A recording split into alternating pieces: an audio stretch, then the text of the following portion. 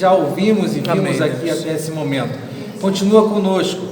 Nos dê, a Deus, amanhã também um dia abençoado na Tua presença aqui, Senhor. Para a Tua glória. Deus, que o Teu povo se desperte, busque estar presente, ouvindo a Tua voz, ouvindo aquilo que Tu tens para a nossa igreja, Deus, nesses 35 anos. Nós te louvamos, nós te agradecemos, em nome de Jesus. Amém. Amém. Obrigado, pastor.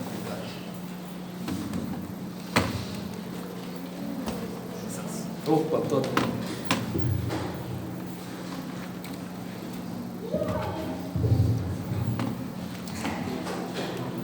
Boa noite, gente boa. Boa noite. Eu preciso explicar um pouquinho a situação, né? É porque eu tenho um Espírito Santo particular, né? A irmã Gisele Andrade do Nascimento Silva. E ela falou, pergunta. E aí não é medo, entendeu, irmão? É só respeito, é só isso.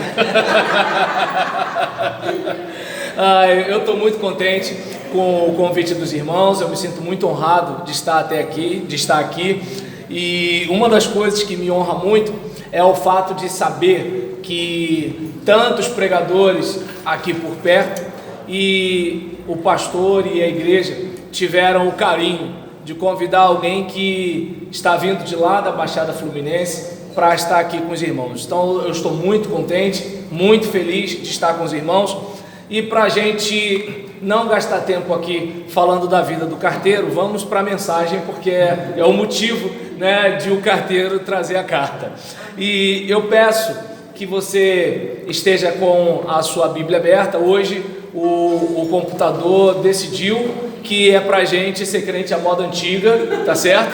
Então a Bíblia vai ficar aberta aí. Vamos ver, podem ficar tranquilos que eu não vou pedir para ninguém ir a Malaquias, Oséias, nada disso. Vamos ficar em Isaías, mas vamos passear em alguns textos bíblicos relacionados ao texto de Isaías. A proposta dessa noite é que nós precisamos continuar o que ele começou. Nós precisamos continuar o que ele começou. Os irmãos estão aqui há 35 anos e os irmãos estão aqui não para os irmãos mesmos, mas os irmãos estão aqui para que outros também se chamem carvalhos de justiça, plantados pelo Senhor e para a sua glória. E é claro que muitas vezes nós nos perdemos no caminho e meu pastor dizia que crente que não trabalha dá trabalho, e muitas vezes a gente discute algumas questões que os pregadores antigos usavam o termo de questiúnculas, né? A gente discute coisas periféricas quando coisas centrais. Temos pessoas sofrendo, temos pessoas com bastante dificuldade, entre nós temos nossas lutas. Vimos aqui na abertura a irmã mencionando gente daqui da igreja que está passando por dificuldade. Então nós não temos tempo para gastar com coisas que não são prioridades para o reino de Deus.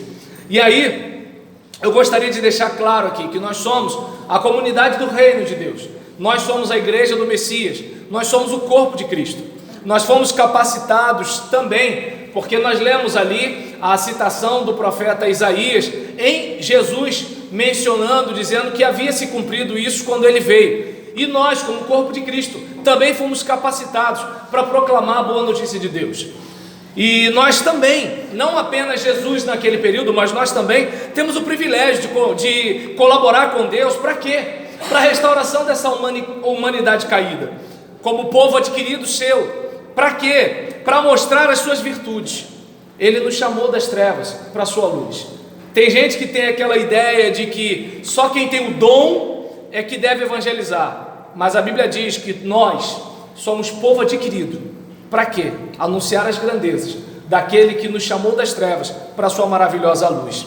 E aí, na versão que eu tenho de Isaías 61, versículos 1 a 3, o Espírito do soberano Senhor está sobre mim, porque o Senhor ungiu-me para levar boas notícias aos pobres, enviou-me para cuidar dos que estão com o coração quebrantado, anunciar liberdade aos cativos e libertação das trevas aos prisioneiros, para proclamar o ano da bondade do Senhor e o dia da vingança do nosso Deus, para consolar todos os que andam tristes e dar aos que choram em Sião uma bela coroa em vez de cinzas, ou óleo de alegria em vez de pranto, e um manto de louvor em vez de um espírito deprimido. Eles serão chamados carvalhos de justiça, plantio do Senhor, para a manifestação da sua glória. E aí, o que seria libertação? A ação de libertar ou de libertar-se, de livrar ou de livrar-se, de desobrigar ou desobrigar-se, de tornar ou de tornar-se livre. Então essa igreja está aqui com a finalidade de libertar pessoas, de livrar pessoas, de tornar pessoas livres.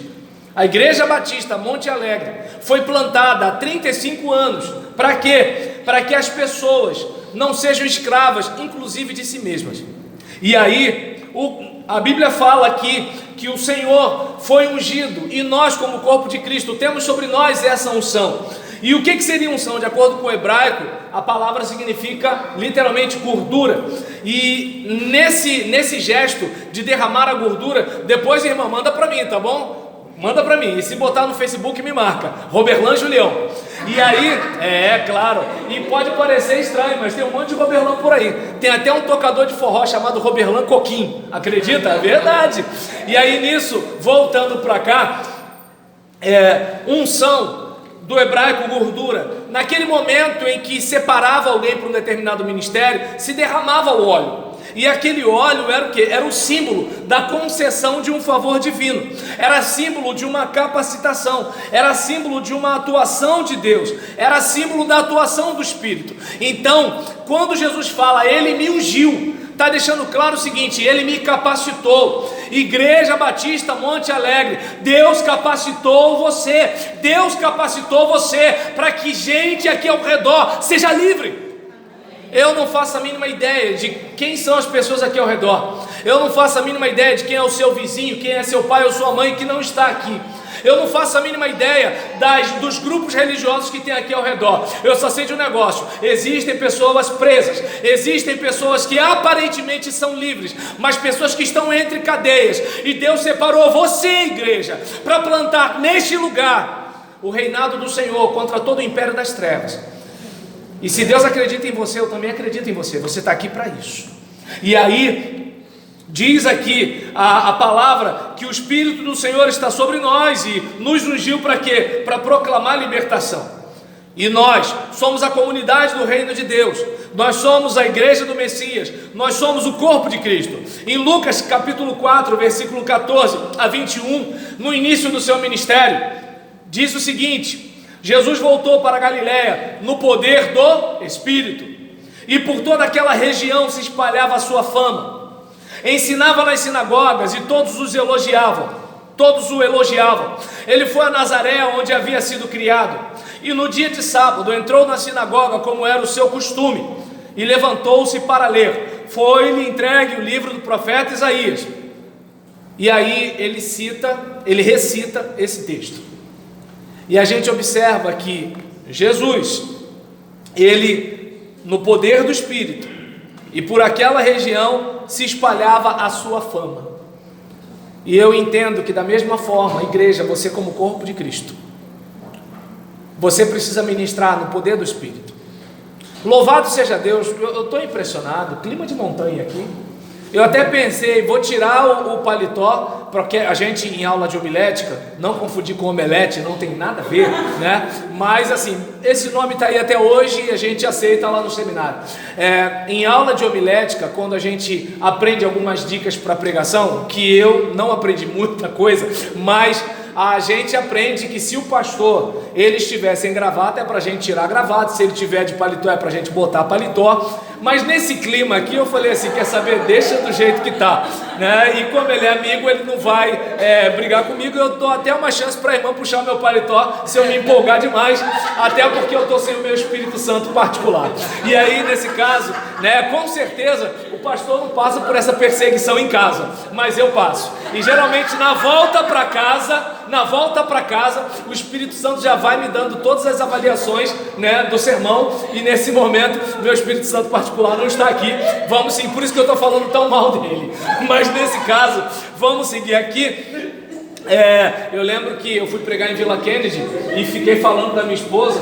Uma irmã ficou sentida. No final, ela veio me procurar, falou: pastor, não fala assim da sua esposa. Aí o que eu fiz? Chegando à minha casa, peguei: Gisélia, pelo amor de Deus, fala aqui que eu te zoo, pelo amor de Deus. Aí a Gisélia foi, explicou, tudo bonitinho, graças a Deus. Mas, voltando aqui, a questão principal é que tem que ser no poder do Espírito. Que bom que a igreja tem bastante recursos tecnológicos. Que legal que a igreja tem um ar-condicionado. Que bom que a igreja tem essa infraestrutura. Mas não é isso que salva as pessoas. Não é isso que transforma as pessoas. Tem igrejas que têm um quarteirão de infraestrutura, mas o pessoal é metido, é ceboso e muitas vezes faz politicagem nos seus cargos, puxada de tapete, rasteira, intriga para ter às vezes 100, 200, 300 pessoas de audiência. Eu não sei que estupidez é essa. Porque se pelo menos a pessoa estivesse tentando puxar o tapete de alguém para conseguir alguma questão secular lá fora, mas Jesus mesmo disse: o maior é aquele que serve. Quer ser o principal da igreja? Seja o que mais serve, pronto, vai ser o mais famoso. Tem gente que fala assim: irmão fulano está sempre em todas as fotos. Claro, ele não falta os cultos, ele está em todos os trabalhos, ele vai sair em todas as fotos. Mas o pastor sempre lembra do fulano de tal. Claro, o fulano está sempre disponível, ele está sempre ali. O que o pastor faz? Vou chamar fulano. Eu não sei nem se é boa coisa, né? Porque nisso que tu é sempre prestativo, todo mundo só lembra de você. Mas assim, eu não sei se dá para perceber que esse é o caminho. Mas o pessoal prefere o quê? A intriga, a fofoca, a mentira, e às vezes com toda uma infraestrutura. Agora, no poder do Espírito, de repente você não tem nada. O chão é vermelhão, a parede está no chapisco, mas o Cristo ressurreto está entre nós. Isso para nós basta. Deu para entender? Porque no passado a igreja não tinha nada disso, como a igreja perseguida hoje não tem nada disso, e eles estão lá. E que tanto que se mata cristão, que tanto que se queima, que faz isso, que faz aquilo, e eles continuam lá. A gente, uma chuva, um sol forte, poeira, lama. Irmão fulano de tal não me deu bom dia. Você da igreja. Deu para entender? Com tudo. Ou seja, é só no poder do Espírito. Porque eu não sei se dá para perceber que é a sua transformação que é a maior propaganda dessa igreja. Se você não foi transformado, não adianta botar banner, não adianta o pastor ficar aí ostentando esses olhos cor de mel. Olha a inveja, está amarrado, né? Não adianta ele fazer posezinha, não adianta. Não, mas deu para entender? Então, gente, crente tem inveja, acontece, né? Mas tem que assumir e confessar. Então, observa bem como é que é o negócio. Não adianta ele fazer isso, porque isso não transforma pessoas. O que transforma as pessoas é aquele adolescente que era respondão, se torna obediente. E o pai cachaceiro olha e fala assim: meu Deus, o que aconteceu com meu filho? Eu quero saber o que está acontecendo. E ele vai lá. E daqui a pouco esse pai é transformado.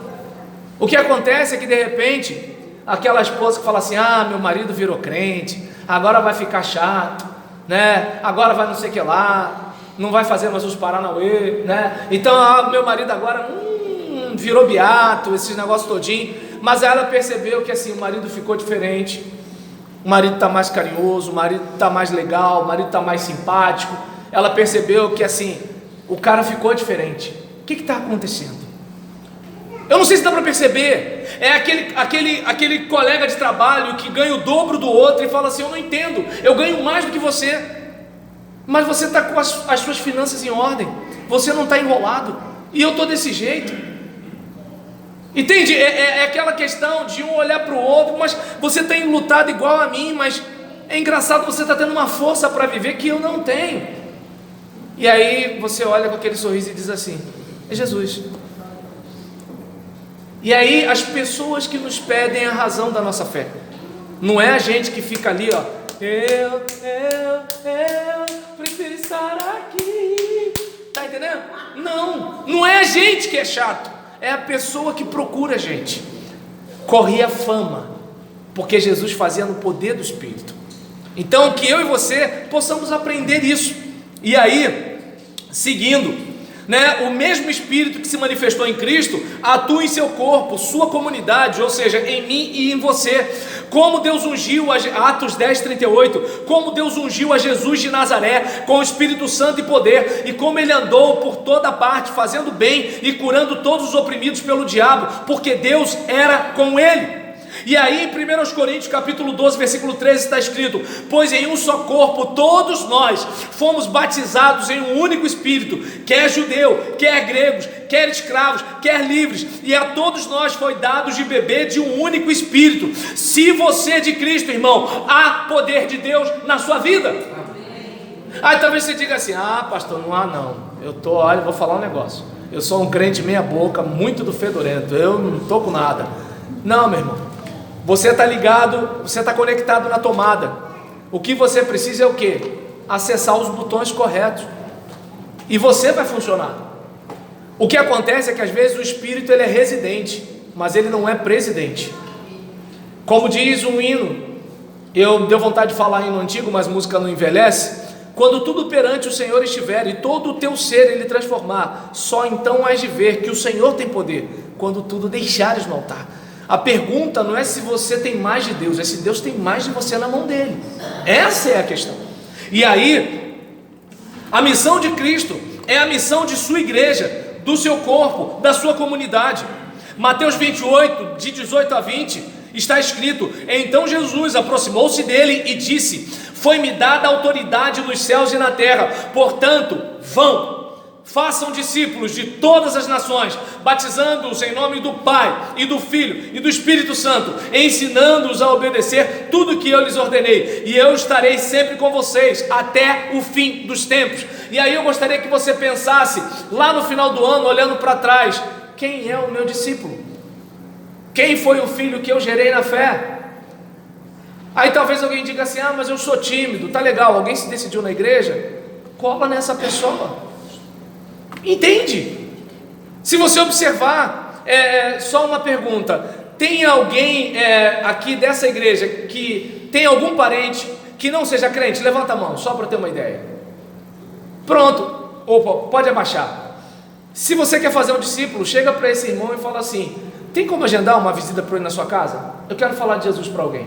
Você não é obrigado a converter, e você não tem poder de converter, mas você pode falar, vai que a pessoa ouve. Lembra, você é a propaganda. E então, é importante observar que se você é de Cristo, o que é precioso para Ele, é para você também. Deus amou o mundo de tal maneira, que deu o seu Filho unigênito, para que todo aquele que nele crê, não pereça, mas tenha vida eterna. Jesus deixou o céu para vir para cá, por causa de pessoas. Então, o negócio dessa igreja é gente. O lucro dessa igreja é gente. E a gente precisa fazer alguma coisa. E é importante eu não pensar assim: nossa igreja, né? Já foi melhor, né, filho? Lembra daquele tempo que a gente amarrava cachorro com linguiça? Filho, não vai amarrar cachorro com linguiça hoje não, pelo amor de Deus. Os cachorros hoje não são igual antigamente, mudou tudo. Tá dando para entender? O tempo que os homens não raspavam sovaco já passou. Agora até a sobrancelha, vamos que vamos. Então é importante, não adianta, não sou Rede Globo não, mas o futuro já começou. Não tem como ser igreja para antigamente. Antigamente não existe mais, a questão é agora. Por exemplo, está aqui Roberlan Julião, palavra simples. Eu consigo atingir muito mais gente. Por exemplo, já teve vezes no culto da minha igreja que eu tinha menos de 20 pessoas e eu tinha 117 me assistindo ao vivo. E agora? Esse é o nosso tempo. Eu tenho que fazer alguma coisa. O pessoal quer mandar o quê? Pablo Vittar vai fazer programa infantil. Aí o pessoal quer mandar, né, os 22 missionários que estão sendo assassinados essa madrugada. Todo ano tem isso, e sempre os 22 missionários. Está dando para entender? Sequestraram essa noite um bebê de 2 meses. Quase todo mês tem um negócio desse. Mas ninguém fala assim: hoje o pastor da nossa igreja pregou sobre esse texto, e eu aprendi isso, isso e isso. Eu gostaria que você pensasse nisso também. Acabou. 4 linhas, 5 linhas. Em vez da gente ficar Lula, Bolsonaro, bolsomínio, né? Esquerdopata, em vez de ficar fazendo isso no Facebook, fala assim: olha, Deus quer falar com você amanhã no culto de nossa igreja. Vem com a gente. Não vai doer nada. Em vez de repente, né? Tem alguma irmã chamada Matilde aqui? Não? Tem alguma chamada Clotilde? Em vez de Clotilde ficar com Matilde numa rede social chamada Muro, menina, tu não sabe dar maior. Em vez disso, chega para ela e fala assim: olha, Deus falou comigo tremendamente essa noite, e se eu fosse você, eu não perderia amanhã não, que Deus vai falar com você. Deu para entender? Ela pode não vir, e você entrar na lista dela. Ih, fulano agora virou piata. Deu para entender? Deixa, mas faz a sua parte. Então, se você é de Cristo, né, há poder em sua vida. Se você é de Cristo, o que é precioso para Ele é para você. A igreja de Cristo foi capacitada para evangelizar. A igreja de Cristo foi ungida para proclamar. A igreja de Cristo, ela tem sido levantada por Deus para levar as boas notícias de Deus.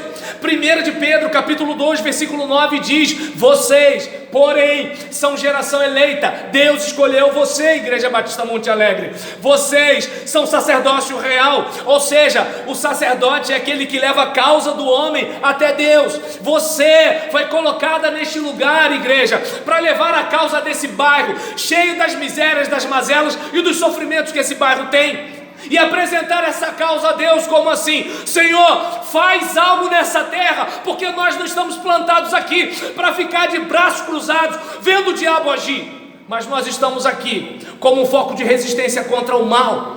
Estamos aqui para anunciar que há vida em Jesus. E aí, aqui está dizendo geração eleita, sacerdócio real, nação santa. Santo quer dizer separado. Não sou santo não. Santo é separado, é só isso. É só isso. Quando eu falo sobre ser santo, eu gosto de usar a minha esposa como exemplo, mas agora é um bom exemplo, tá? Isso. Agora é um bom exemplo. Não, vai que de repente ela sai daqui, pô, eu não lembro o nome, porque o nome dele é muito difícil, mas ele falava da mulher dele direto, né? Isso é paixão, né, gente? Aí, nesse caso, minha mãe dizia: quem desdenha quer comprar, né? E aí, em relação a esse caso, até é bom mesmo desvalorizar, que assim ninguém olha e fica na minha. E aí, nesse caso, isso aí. E aí, diante dessa situação, fica elogiando muito seu cônjuge para os outros, não, fica esperto, o mercado está aí. E aí, nesse caso, que já passou dos 40, mas tem gente de olho, irmão. Tô ligado, tá ok, né?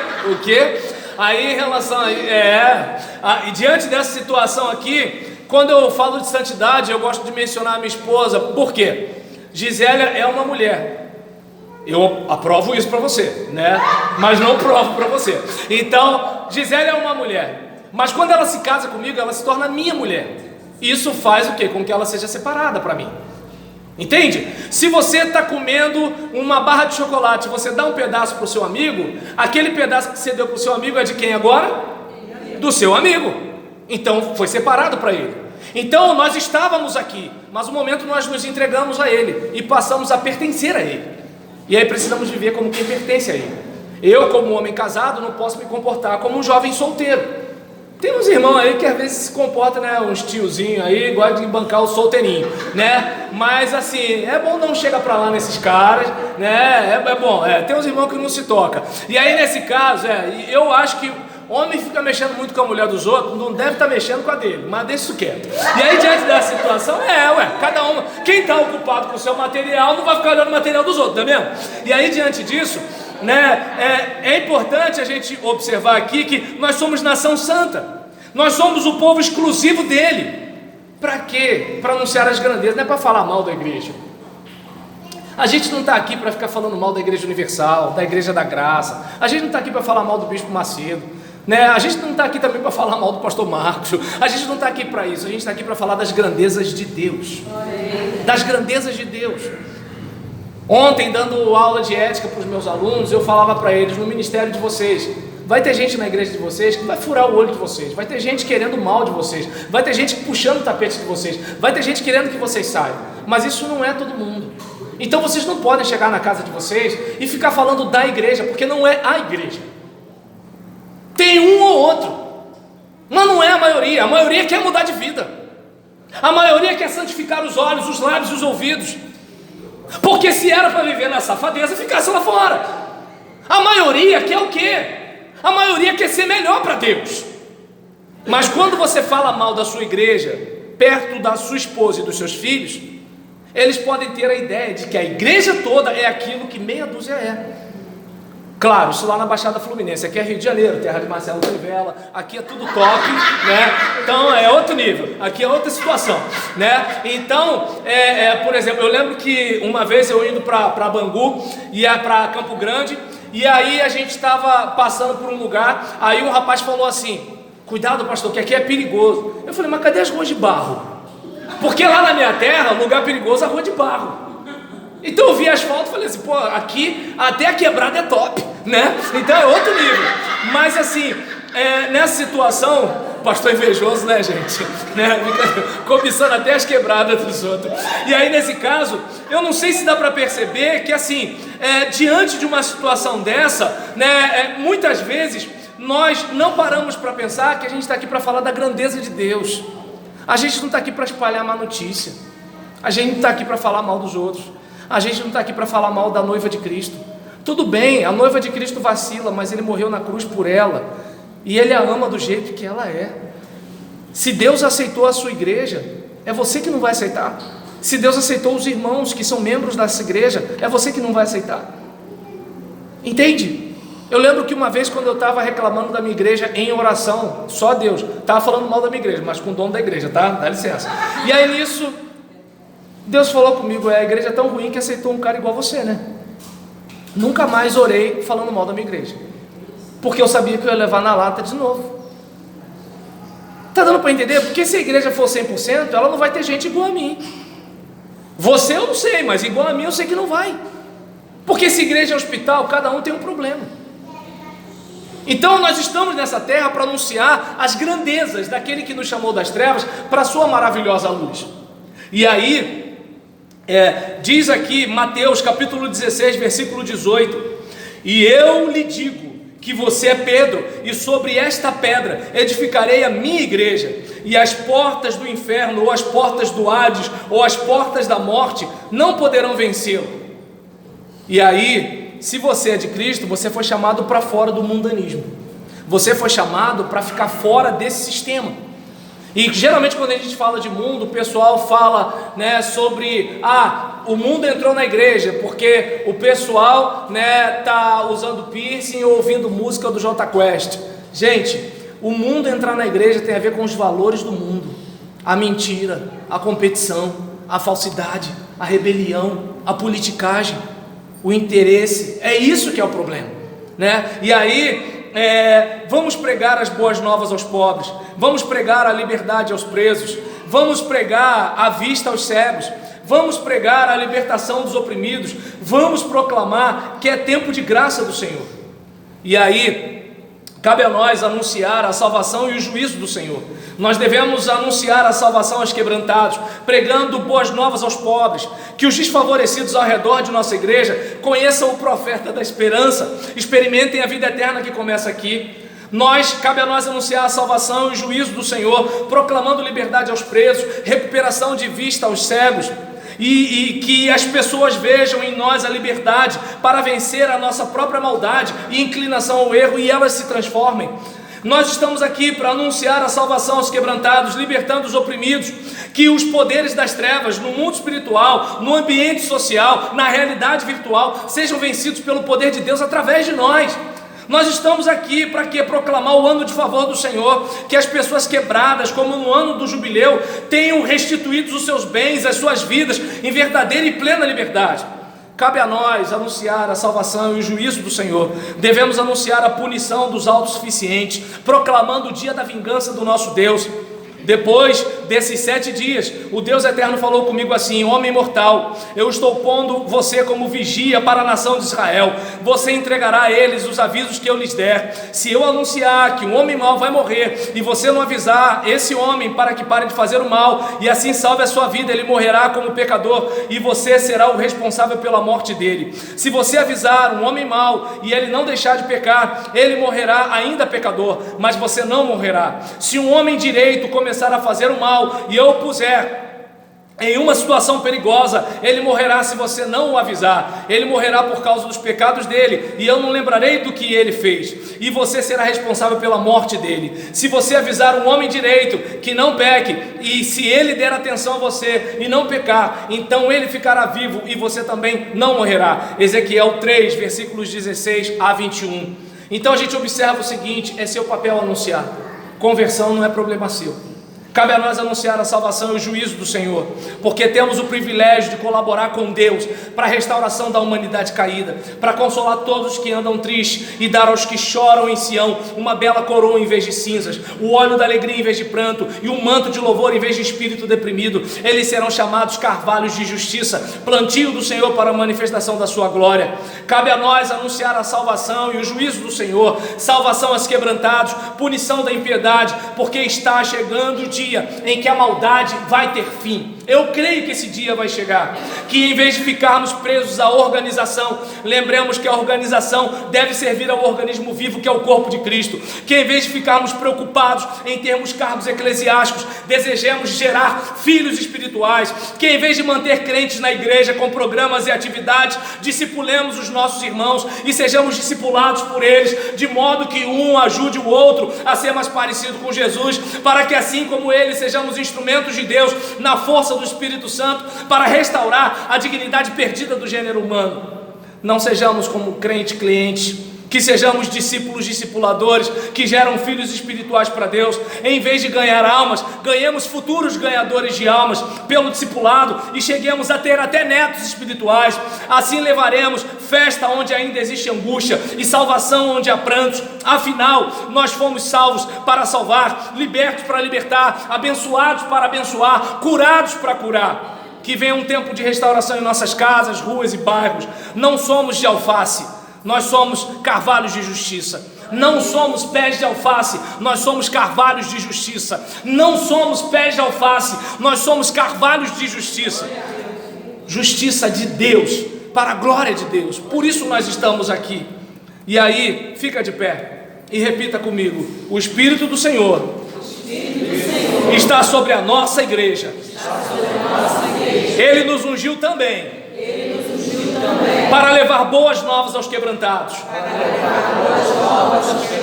Ele nos ungiu também para curar os feridos de coração, para livrar os cativos, para pôr em liberdade os algemados e para pregoar o ano aceitável do Senhor. E o dia da vingança do nosso Deus. O Espírito do Senhor nos ungiu para consolar todos os que choram, para pôr sobre aqueles que estão de luto uma coroa em vez de cinza, óleo de alegria em vez de pranto, roupa de festa em vez de espírito angustiado, para que essa gente quebrada também se torne carvalhos de justiça, e como nós sejam plantação do Senhor para a sua glória. Amém? Que Deus nos abençoe.